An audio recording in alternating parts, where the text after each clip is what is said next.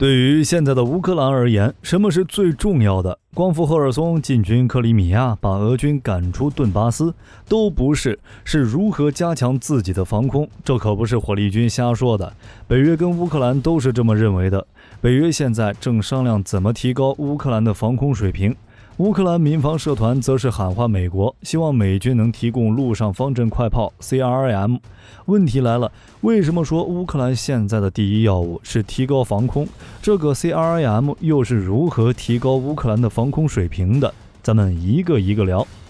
首先第一个问题，在乌俄战争前线优势的情况下，为什么乌克兰不趁机光复领土，反而把重心放在了提高防空水平？俄罗斯使用导弹袭击乌克兰本土之后，普京这个强盗头子就跳出来了，表示这是刻赤大桥被炸之后的报复。但是火力军寻思着，这个刻赤大桥虽说是俄罗斯后续建的，但对于乌克兰来说，它就是一个违规建筑，炸掉怎么了？合理合法。但俄罗斯不这么想，认为只要是自己抢过来的，不管别人同意不同意，那就是自己的。于是就有了这个报复。按照这个道理，那之前赫尔松、卢甘斯克、顿涅茨克、扎波罗热的公投，对于俄罗斯来说，那也是算数的。在俄罗斯的强盗逻辑里，现在乌克兰收复自家的领土，跟刻赤大桥被炸是一回事。也就是说，乌克兰一旦光复这4个地方，估计导弹袭击待遇也少不了。但是按照乌俄战争的情况来看，俄军在赫尔松地区要武器装备没有，要后勤也没有，原本的3道防线现在都快成一个窟窿了。乌克兰拿下赫尔松就是时间问题，或许是下周下个月，赫尔松就能重回乌克兰的怀抱。保不准普京恼羞成怒再来一波导弹袭击，那这事儿就不好办了。如果按照俄罗斯的节奏走，乌克兰就算是仗打赢了，甚至说是重新收回克里米亚，军事实力达到北约第2，那也是亏的。打仗是一回事，本土被轰炸又是一回事。毕竟乌克兰现在的国土本来就遭受战火，如果基础设施被炸得太厉害，经济也会直接拉垮。所以最好的解决办法就是跳出俄罗斯的逻辑，把自身的防空水平拉高到一个普京没办法的地步，在本土保持完整的情况下，把俄军赶出乌克兰的领土。这就是为什么北约与乌克兰现在的目标都是加强防空。这就说到这期视频的第2个重点了， CRAM。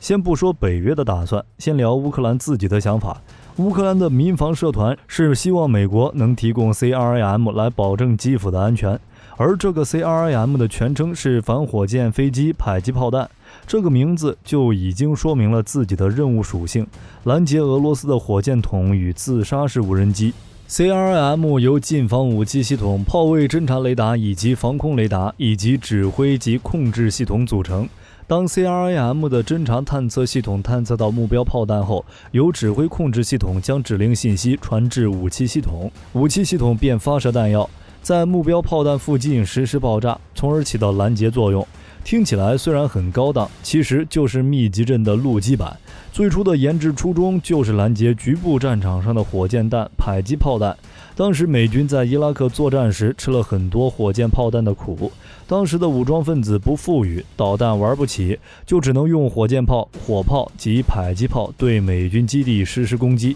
虽然这种攻击的概率小，强度低，而且由于武装分子缺乏训练及装备简陋，命中率着实不高，但是弹药威力大，一旦命中弹药库、燃料库、指挥中心或营房等场所，就会造成严重的伤亡与损失。问题是当时的美军还没办法解决。美军常用的战术是在炮位侦察雷达探测到敌方的发射阵地后，迅速派遣部队乘直升机或悍马车前往围剿。但由于美国陆军炮位侦察雷达最初是为探测远程深管火炮而设计的，并不擅长对付射程较近、弹道弯曲的迫击炮，更别说射程更远的火箭炮了。所以提供的炮位数据经常不准确，再加上武装分子采用了打了就跑的战术，美军的围剿很少成功，简直是防不胜防。为了满足战场急需，美军就直接用现成装备与技术研制过渡型系统供部队使用，然后根据使用情况逐步改进。同时，针对部队的长远，需要研制新型 CRAM 系统，所以美国陆军就把目光盯在了密集阵上面。密集阵各位都熟悉吧？美国海军最主要的舰载近迫防御武器，主要用来拦截掠海来袭的反舰导弹。作为史上最成功的舰载近防武器系统之一，密集阵已成为美国及部分欧洲海军大小舰艇的标配装备。密集阵之所以流行，与其灵活的模块化部署方式是分不开的。拥有独立的雷达、观瞄系统和供弹装置，是一种高度整合性的武器模块。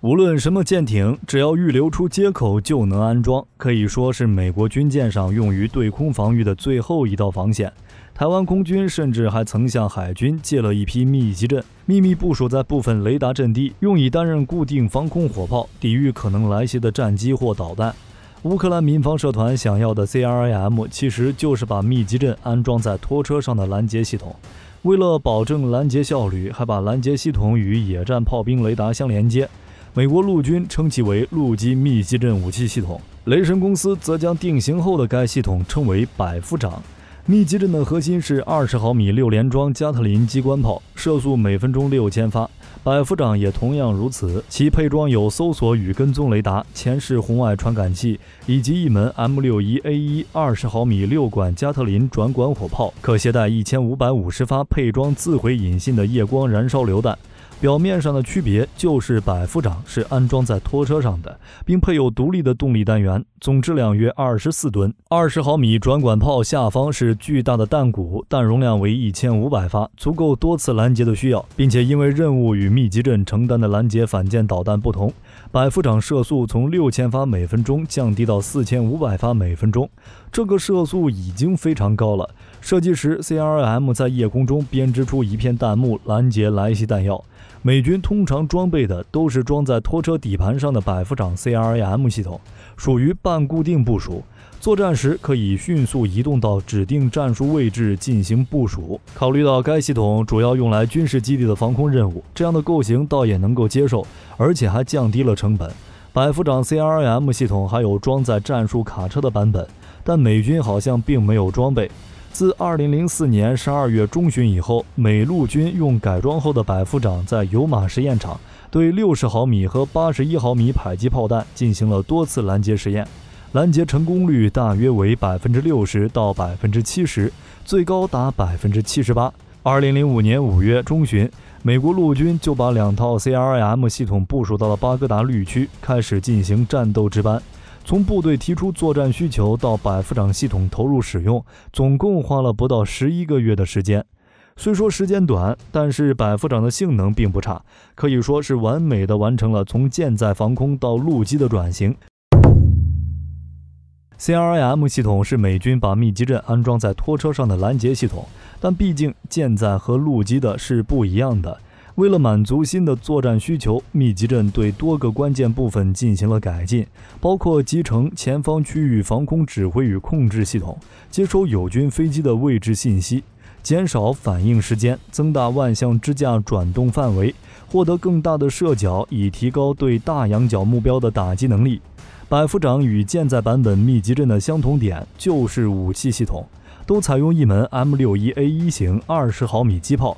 不过，陆基版与海军版的机炮使用的弹药不一样。密集阵系统发射贫铀弹芯脱壳穿甲弹或者钨芯穿甲弹，在海上这种拦截方式不会产生什么附带损伤，在陆地上就不行了。密集阵系统以高射速发射的大量穿甲弹，像冰雹一样从天而降。对于城市中拥挤的人群来说，这比迫击炮弹的威胁还要大，况且还有致命的放射性危险。所以，美国陆军让密集阵改为发射可在空中自毁的 M246型杀伤夜光燃烧弹，或者说是用多用途夜光自毁弹药，有效射程2000米，可以保证对目标的有效杀伤。如果没有命中，则在一定距离外自毁，降低误击友军的概率。同时，百夫长也可以使用20×102毫米的其他弹药，比如 M168、M61、M197、M621和 M301等，在一定程度上减少了后勤方面的压力。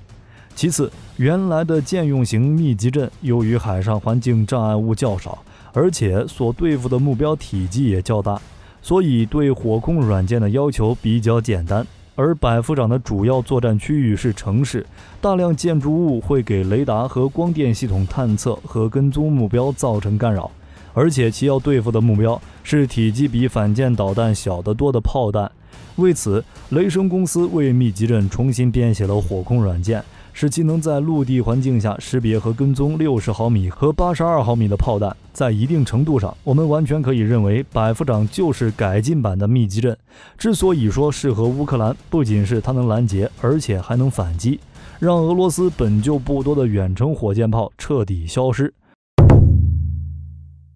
从第一次世界大战到20世纪末，各国陆军的反火力作战始终都是后发制人，也就是只有在一方火炮发起火力攻击后，受攻击方才能探测敌方火炮的位置，然后对其实施火力打击。这种作战方式主要强调对敌火炮的定位和压制，没办法重点对付敌方已经发射出来的炮弹。毕竟要发现一枚迎面来袭的60毫米炮弹，意味着雷达必须能够在4到5公里的距离上探测到0.001平方米大小的目标，难度很高。而且这种反火力作战历来都属于地面炮兵的任务范畴，跟空军以及陆军其他部队没关系。按照这种作战模式，测定敌方火炮的位置就成为需要解决的主要技术难点。但是对于现在来说不难，相控阵炮位侦察雷达及自动化射击指挥系统兴起之后，反火力作战能力大大提高。一般情况下，炮弹还没有落地，火炮就已经被定位，随即就有可能被摧毁。先挨打后反击的框架始终未被突破。CRAM 就不一样，在设计时讲究攻防兼备，攻就是攻击敌方的火炮，防就是拦截来袭的炮弹。这好比拳击运动员的一双手，一只手重拳出击，而另一只手则进行阻打。毕竟密集阵本身有高度的兼容性，其发射架可换装整合11枚 RM116 导弹或是激光武器，可用于拦截无人机、超音速反舰导弹等目标。百夫长同样也是如此。当来袭炮弹进入射程时，密集阵进行拦截射击、防空与反导工作站，将敌方的火箭炮、迫击炮炮位以及命中点位置发送给上级之后，联合防御作战中心或终端攻击控制员完成火力批准程序后，命令无人机或者自身携带的导弹对敌方的迫击炮阵地发起反击。对于乌克兰来说，这种装备能大幅度提高近程防空能力。根据美军的测试，如果部队具有对火箭炮、火炮以及迫击炮威胁的感知和告警能力，人员伤亡就可以减少 13%。如果在此基础上再加上对射弹的拦截能力，则人员伤亡可减少 70%， 顺带还能提升反击能力。不管能不能成，吓唬一下俄军的火箭炮与火箭炮阵地也是不错的。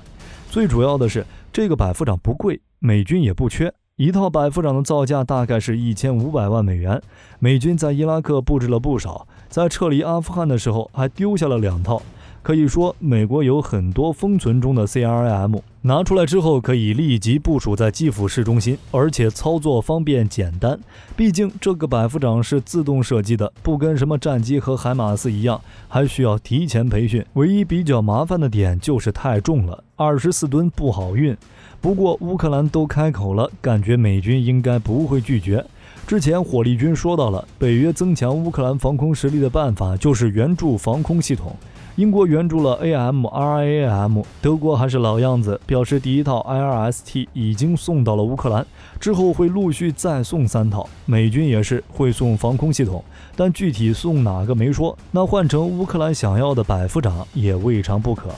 好了，今天的视频到这儿就结束了。各位觉得美国会答应乌克兰的请求送几套百夫长吗？欢迎在视频下方留言。如果视频内容有不对的地方，也可以在下方指正。我是火力军，下期见。